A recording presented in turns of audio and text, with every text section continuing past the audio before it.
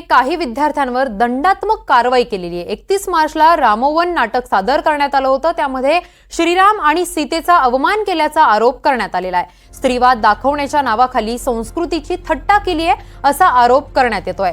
रामोवन या नाटकावरून बराच वादही झाला होता। या प्रकरणी एकाला 1,20,000चा दंड ठोठावण्यात आलाय, तर इतर 6 विद्यार्थ्यांना प्रत्येकी 40,000 रुपयांचा दंड भरावा लागणार आहे। तर या संदर्भात अधिकची माहिती देण्यासाठी आमचे प्रतिनिधी महेश बागल आपल्यासोबत जोडले गेले आहेत। महेश, IIT ने काही विद्यार्थ्यांवर दंडात्मक कारवाई केली आहे, नेमकं काय घडलंय?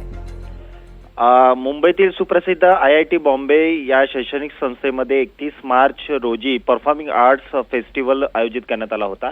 यामध्ये राहोवन नावाचं एक नाटक सादर करण्यात आलेलं होतं, ज्यामध्ये 8 विद्यार्थ्यांनी भाग घेतला होता आणि या 8 विद्यार्थ्यांना प्रशासनाकडून दंड ठोठावण्यात आलेला आहे। याचं कारण असं की हे जे नाटक सादर करण्यात आलेलं होतं त्या नाटकाच्या विरोधात याच IIT कॅम्पसमधील इतर विद्यार्थ्यांनी आक्षेप घेत तक्रार दाखल केलेली होती प्रशासनाकडे। आणि तक्रारीत त्यांनी म्हटलं होतं की या नाटकाच्या माध्यमातून रामायणावर आधारित हिंदू श्रद्धांचा अपमानास्पद असा संदर्भ यात दाखवण्यात आलेला आहे आणि तशा प्रकारची वाक्यरचना सुद्धा या नाटकामध्ये होती, ज्यामुळे हिंदूंच्या भावना दुखावल्या गेलेल्या आहेत असं या तक्रारीत या विद्यार्थ्यांनी म्हटलेलं होतं।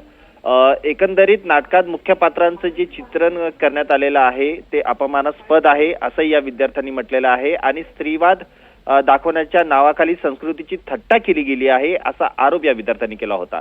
याला अनुसरून या ठिकाणी चौकशी कमिटी नेमण्यात आलेली होती आणि त्या चौकशी कमिटीच्या माध्यमातून जे काही तथ्य समोर आले त्या तथ्यानंतर या संस्थेने 4 विद्यार्थ्यांना प्रत्येकी 1,20,000 रुपयाचा दंड ठोठावलाय, तर इतर 4 विद्यार्थ्यांना प्रत्येकी 40,000 रुपयाचा दंड भरण्यास सांगितलेला आहे।